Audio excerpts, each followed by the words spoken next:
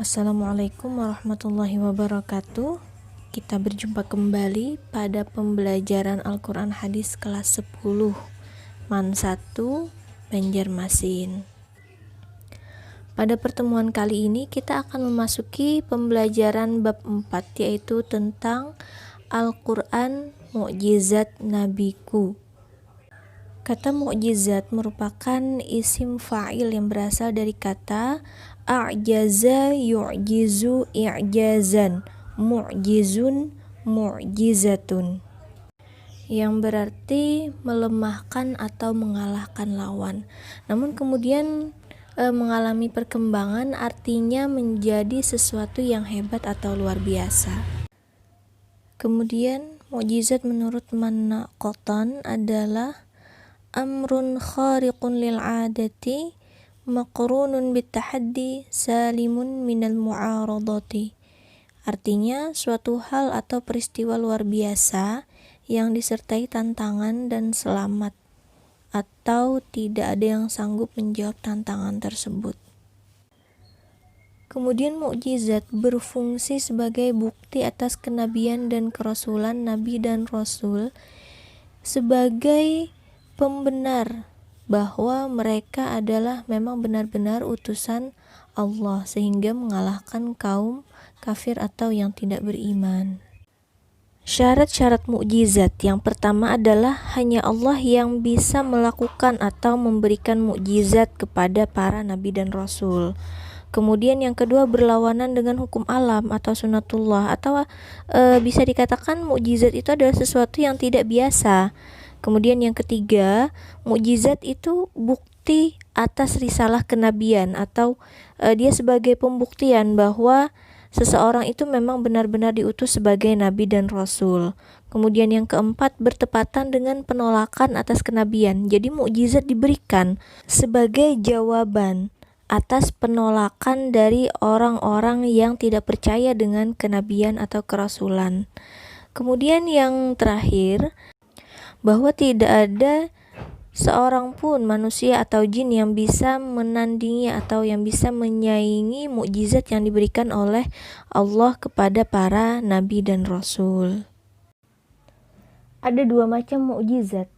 Yang pertama adalah mukjizat hissi atau mukjizat yang kasat mata, yaitu mukjizat yang bisa dilihat, didengar, ataupun mukjizat yang bisa kita rasakan melalui alat indera kita, disebut juga sebagai mukjizat indrawi.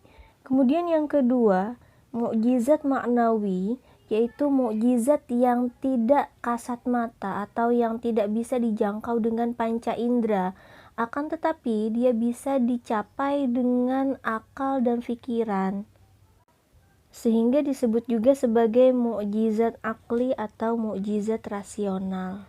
Aspek-aspek kemukjizatan Al-Quran ada dua. Yang pertama adalah gaya bahasa atau uslub. Gaya bahasa Al-Quran ini adalah gaya bahasa yang khas dan tidak bisa ditiru oleh siapapun. Susunannya sangat otentik dan indah. Padahal ya, pada masa itu banyak sekali sastrawan-sastrawan Arab yang tidak mampu menirunya. Keistimewaan uslub Al-Quran antara lain keindahan dan kelembutan bahasanya, kemudian keserasian Al-Quran yang dapat dirasakan oleh semua lapisan, apakah itu kaum cendekiawan maupun orang awam. Kemudian dia sesuai dengan akal dan perasaan. Al-Quran menyampaikan ajarannya dengan pengetahuan dan kalimat-kalimat yang indah. Kemudian yang keempat, keindahan kalimat serta keanekaragaman susunannya diungkapkan dalam beberapa bentuk lafaz.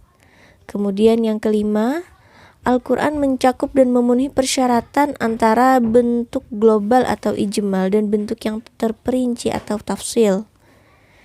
Yang terakhir, kalimat-kalimatnya yang lugas dapat dimengerti secara langsung. Aspek kemukjizatan Al-Quran yang kedua dilihat dari isi kandungannya. Jika kita lihat, maka isi kandungannya itu terbagi menjadi dua. Yang pertama adalah Al-Quran itu menceritakan tentang hal-hal gaib. baik itu yang telah terjadi pada masa lalu maupun yang akan terjadi pada masa yang akan datang. Kemudian selain itu, isi kandungan Al-Quran juga menjelaskan tentang ilmu pengetahuan. Bahkan jauh sebelum ilmu pengetahuan itu sendiri berkembang, hal itu sudah dijelaskan di dalam Al-Quran. Ada banyak sekali ayat-ayat yang berhubungan dengan ilmu pengetahuan yang kemudian diketahui kebenarannya beberapa abad yang akan datang. Itulah kemukjizatan Al-Quran dalam hal ilmu pengetahuan. Baiklah anak-anak ibu semua, demikian pembelajaran kita pada hari ini. Semoga kita bisa mengambil manfaat dan pelajaran dari apa yang telah kita simak tadi. Terima kasih perhatiannya. Wassalamualaikum warahmatullahi wabarakatuh.